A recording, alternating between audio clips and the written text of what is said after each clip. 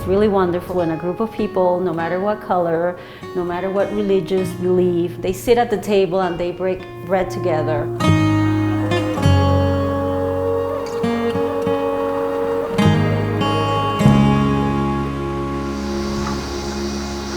All the years I've been here, this is the driest I've seen the Little Bighorn River. This is how we dive in. We weren't allowed to speak Crow, and we were punished for it. We work with Hope Mountain on the Storytellers program to make sure that all of the children who come into the Livingston Food Pantry have books to read.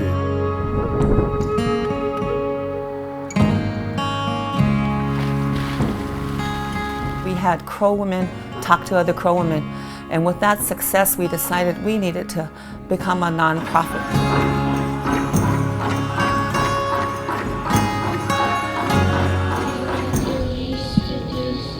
Today, everybody has lost their language.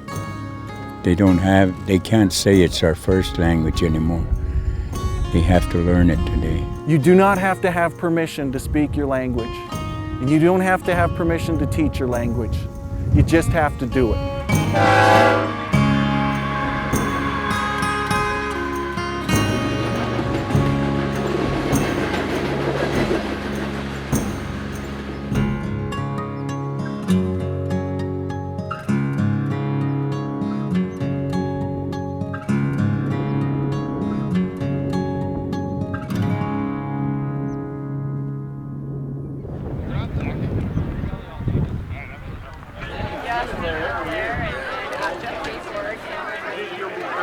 You know, in the United States, there's enormous disparities.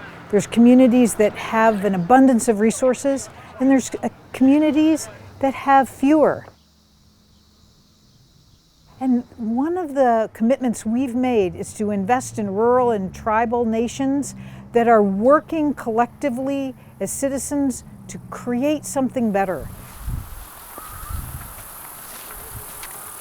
Hope Mountain really provides knowledge and resources for community leaders who already have great ideas and a great sense of how to come together and solve problems, but they don't know exactly how to set up an organization, or they may not know, in some cases, how to apply for college.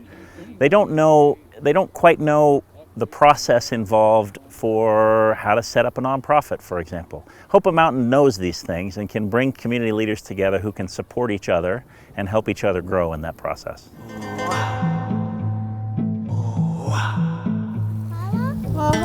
Kala. Say it. Say my kala. Ishwe.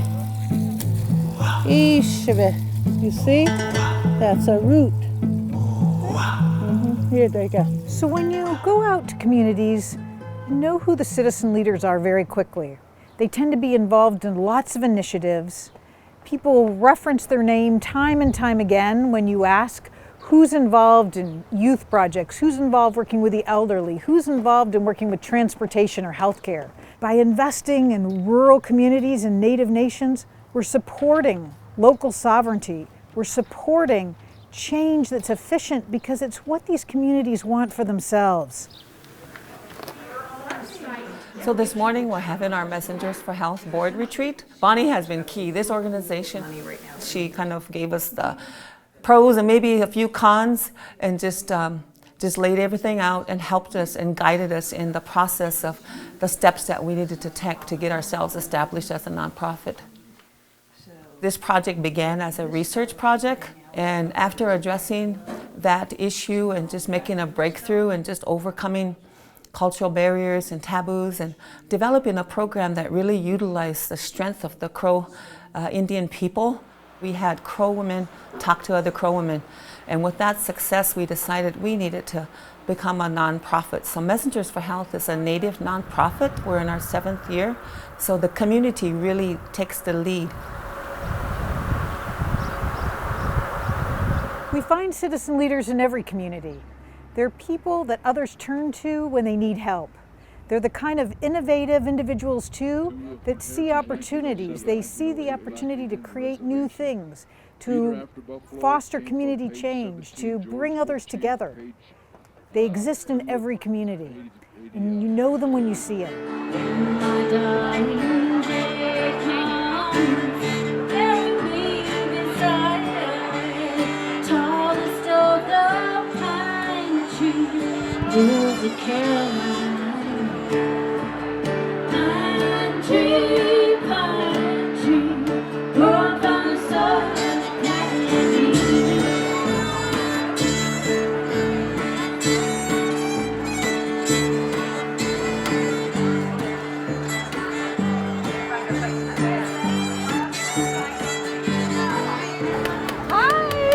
you doing?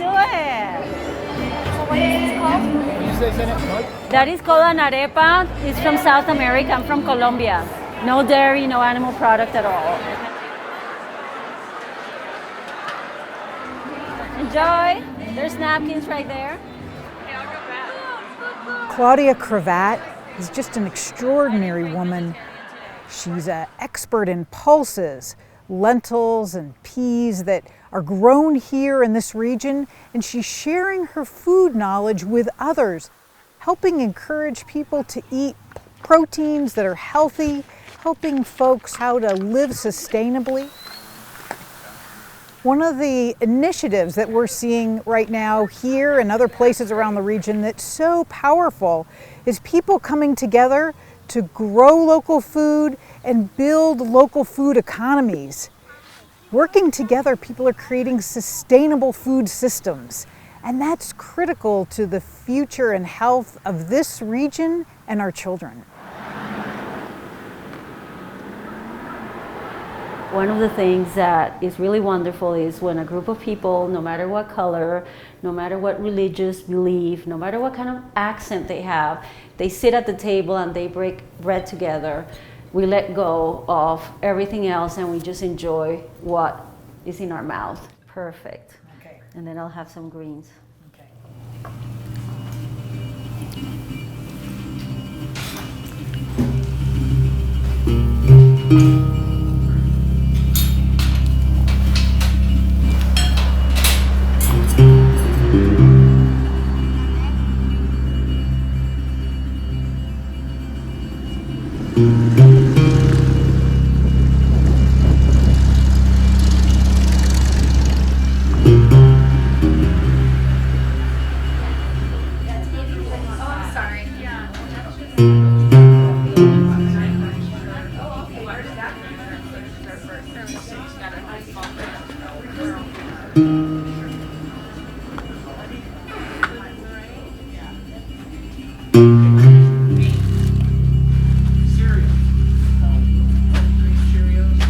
At the Livingston Food Pantry, we provide emergency food support for people who, for any reason, don't have enough food to eat.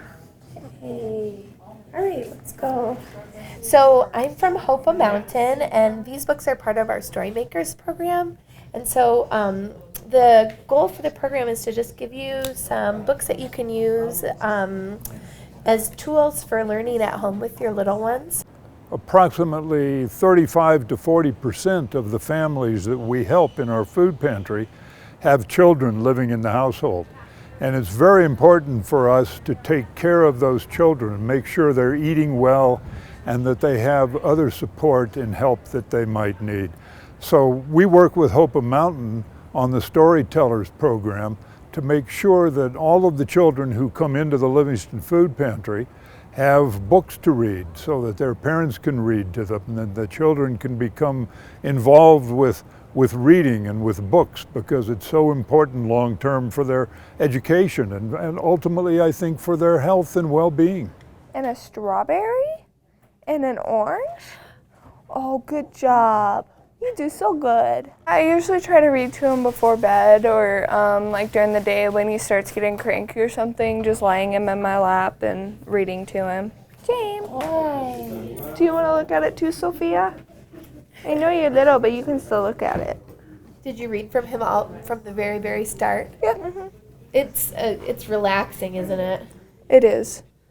Especially when you're sick from being pregnant with another one. It's very relaxing I to. bet. One sunny morning, the warm sun came up and popped. Out of the egg came a tiny, very hungry caterpillar. Are you going to be a hungry caterpillar?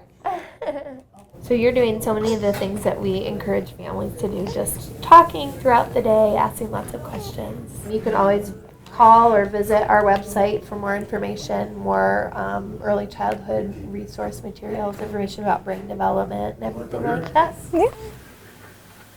Check this out. Oh, now, where are we going to find this? Now, let's check it out. Which one? Do we have to keep turning pages to find this? Here, you try one. Here, you find it, okay? And then we can read it. Oh, this looks like a one at a time, I think. Oh, they're thick, aren't they? Oh, now check that out. Where do you think that lives? I don't know.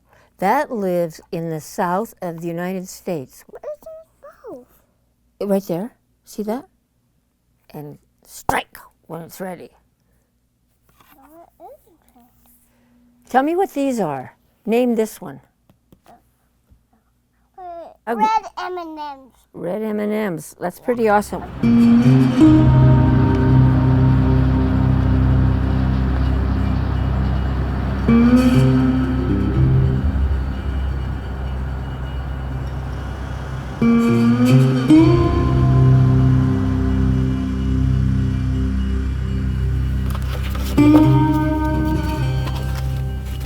Each one of our Hope and Mountain Storymakers books get a bookmark with tips for the family to use as they're sharing the book with their child. And they're specific to the book itself, so it might have information. In this case, we're looking at brown bear, brown bear. It might have more about animal habitats or the colors of the rainbow. What we're really fortunate to be able to do on occasion is offer native language translations. These are created by native language speakers in the communities where we work, so across Montana. And these have translations of the children's storybook on them. So we're so fortunate to be able to be a part of making these available to children and their families across the state in rural and tribal communities. Maddie does such a wonderful job sharing her knowledge with others, and local leaders are sharing their ways of working that are appropriate in their communities to foster positive children's development and healthy families at home.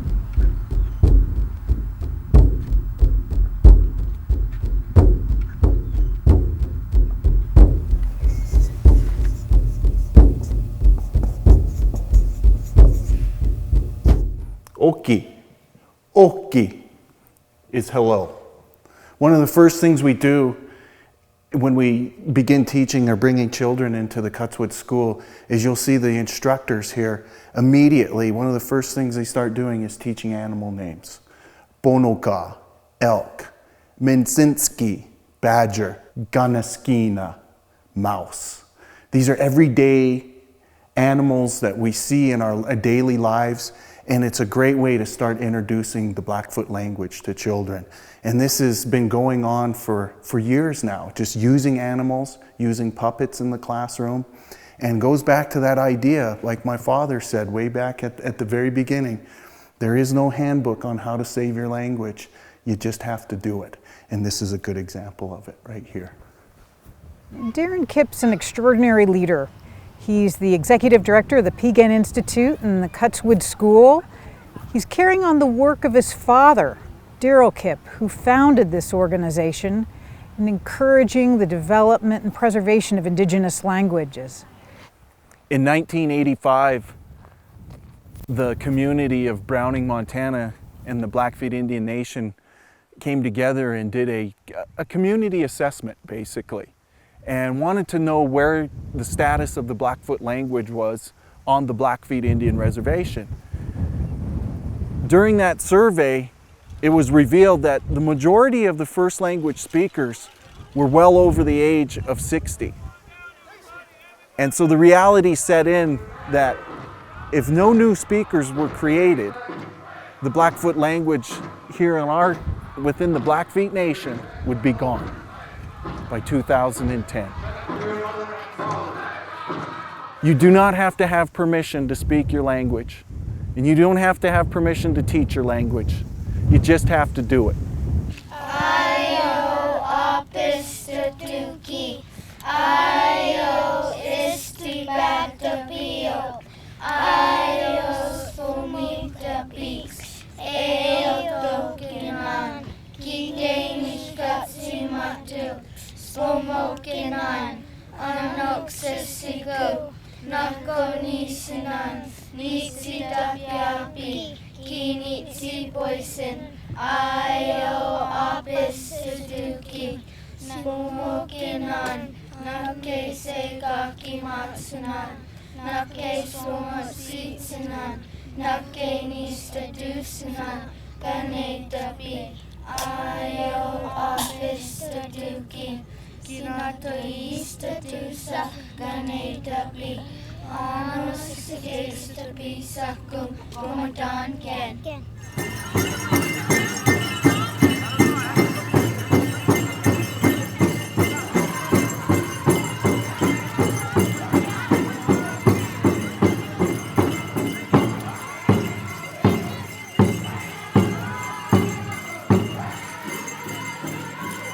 In our tradition, our real traditional way of life, we're kind of losing it. And especially like the words. A lot of people are losing their words today. And it's good that we have these young people today, children, that are being taught to continue the language. But today, everybody has lost their language. They can't say it's our first language anymore. They have to learn it today. And that's why it makes it very sad that we have to come to that part of our way of life. And so today I'm glad that we still have people that want to help us carry on and want to help our young people, or even our young adult that wants to learn our language, that they have a way for them to be part of it.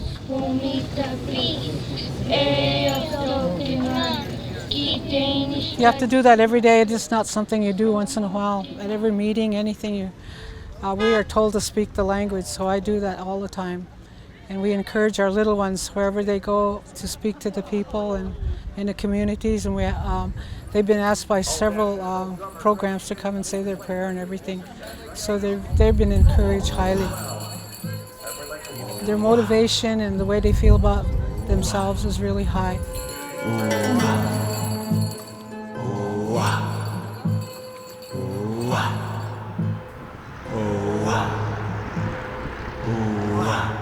You are listening to Coda Radio 91.1 FM, the voices from the Crow people. Nawabe to Nawabe chick. Nawabe by chem Loma koi vahilelag ekam aweled mahilat pastedak dela. We have 7 different districts here on the reservation, and if I had a radio, I can just announce when we have things going on, but also to educate the community. So I kind of really want to work with the youth, work with the radio, and also the elders in the community to have a voice. And a voice of knowledge and a voice of wisdom. And also the young, their concerns. How can we improve the reservation? How can we get beyond poverty? How can we become part of the strength and part of the healing of the reservation? All the years I've been here, this is the driest I've seen the Little Bighorn River. Look at, you're touching the bottom of that. I think what's happening is up a ways there. Wait, so so the water used to be like higher? Yeah, we'll clear up to here. What does that mean? Speak Crow? Huh? Learning? I just speak Crow a little bit. So Dora, say something in Crow. Say, Bile Itchik. The water is good. Bila itchik. How do you say it? How do you say it? Bila itchik. Uh-huh. Duba, Dawia, Shoba, Shoko, Agawa, Supwa, Dupaba, Mara. A greeting means itchik dalom amewalach baga alaga itchik. Well, when I was young and their age, we weren't allowed to speak Crow because of them saying that if we only spoke English in the classroom, we'll learn. Therefore, we weren't allowed to speak Crow, and we were punished for it. So that was carried on by probably their grandmothers who went through it, and they're probably saying you speak English first. So a lot of Crow was lost because of that.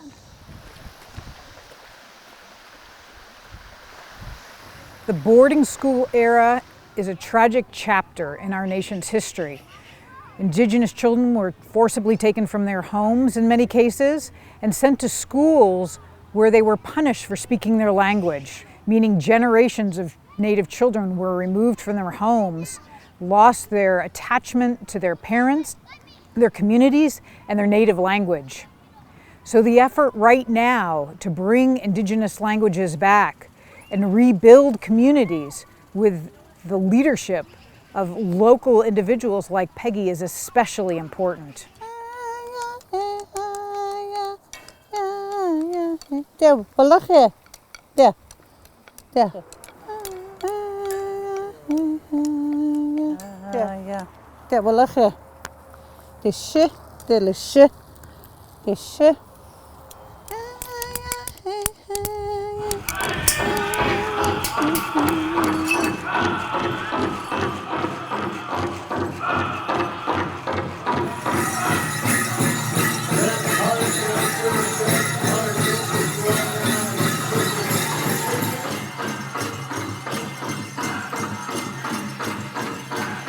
Go to the map here. No kosen as a tapex make is so and it's a people. Our Blackfoot language was under such pressure that we're now at the stage where in order to save the language, we have to bring it in the classroom. The ultimate goal is to bring it back to the home, because that's where the language will survive. And that's the dream. If we can bring it out of the classroom, get it back into the homes. And I see this younger generation, the kids that are in the school now, they have that desire. The kids that were part of the very first years of Cutswood School and the very first years of Moccasin Flat School, they all now are graduating from college. Many of them have their own children now, and they're teaching it to their children. So it's happening. And it's happening slowly, but it is happening. You know, I'm standing in an area that I have a biological tie to that goes back thousands of years. In order to have that relationship with the land, everything around you, with your family, it's important to have your language. Right now, we're going to be calling upon high noon. Let's honor our sacred. Let's honor the colors and our royalty. Let's honor our leaders of the Black nation. Right now, right now.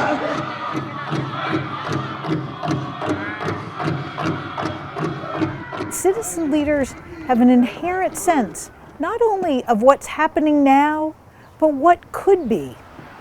Working with them, investing in them, one of the greatest opportunities we all have, because we can foster and support them and their change and also invest in the communities they work in. Because we're really talking about community leaders coming together, working together, and bringing all that social capital to create the kind of communities they want to see in the future. That's the power of this work.